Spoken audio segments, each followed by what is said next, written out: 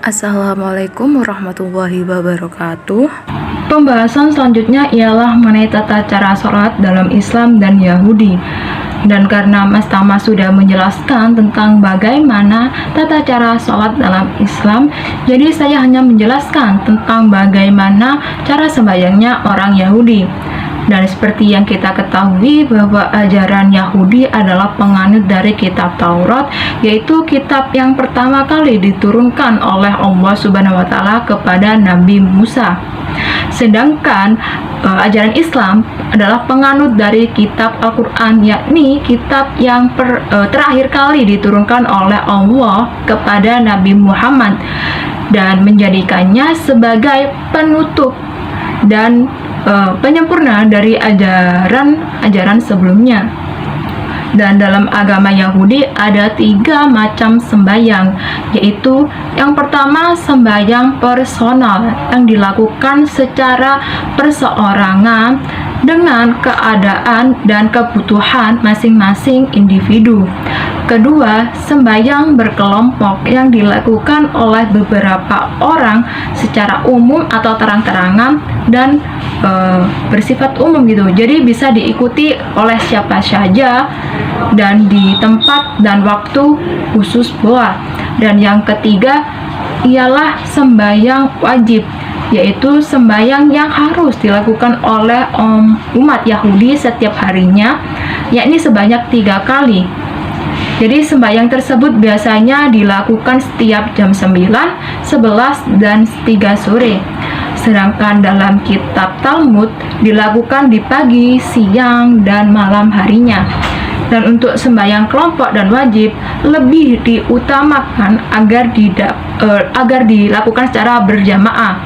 Paling sedikit terdiri dari 10 orang laki-laki yang sudah berusia lebih dari 13 tahun, di mana dalam ibadah tersebut nantinya akan dipimpin oleh cahzan yang membacakan doa dengan keras dan diikuti oleh kata amin oleh para jamaah.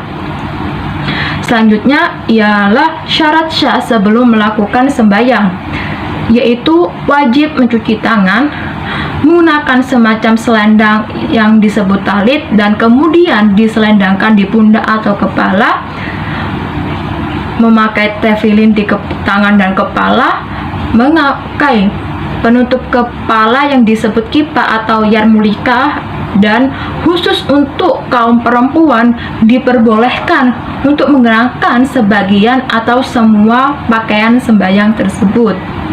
Selanjutnya ialah tata cara sholat dalam Yahudi. Jadi yang pertama yakni berdiri tegak atau amidah. Yang kedua mengucap syahadat atau shema, yakni Adonai Eloheinu Adonai Ehad, yang artinya dengarlah wahai Bani Israel bahwa Yahwa itu Allah kita, Yahwa Maha Esa. Dan yang ketiga ialah mengucapkan selawat sebanyak 19 kali.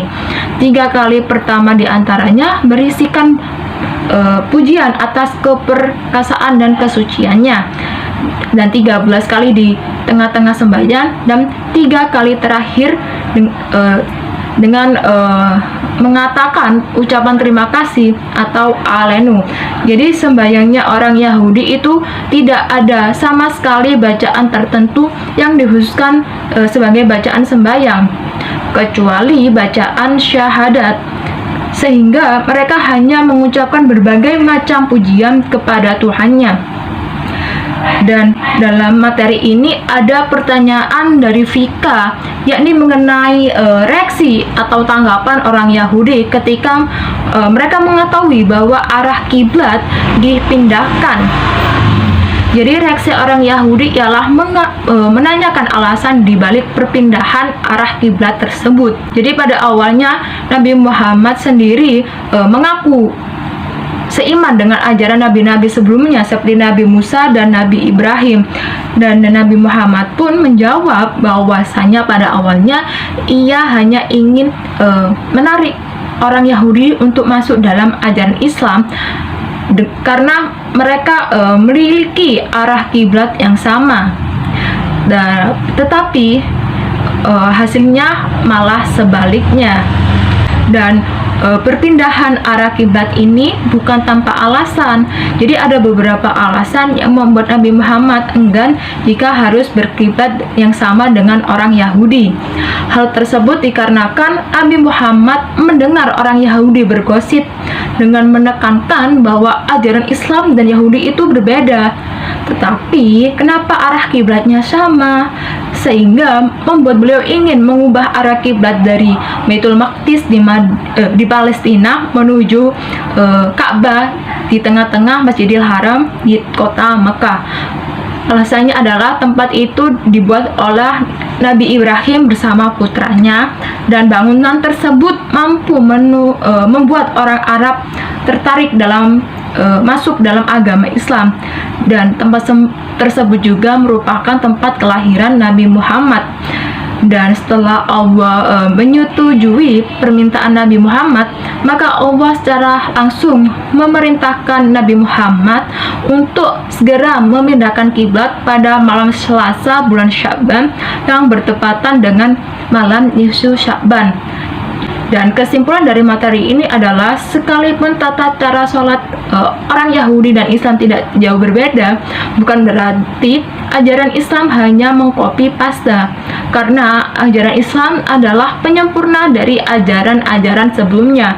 Dan jika dilihat dari kedua ajaran ini, mereka tuh memiliki titik temu yang sama, yaitu pada zaman Nabi Ibrahim, dan membuatnya tidak terlalu memiliki banyak perbedaan. Sekian dari saya, kurang lebihnya saya mohon maaf yang sebesar-besarnya. Wassalamualaikum warahmatullahi wabarakatuh.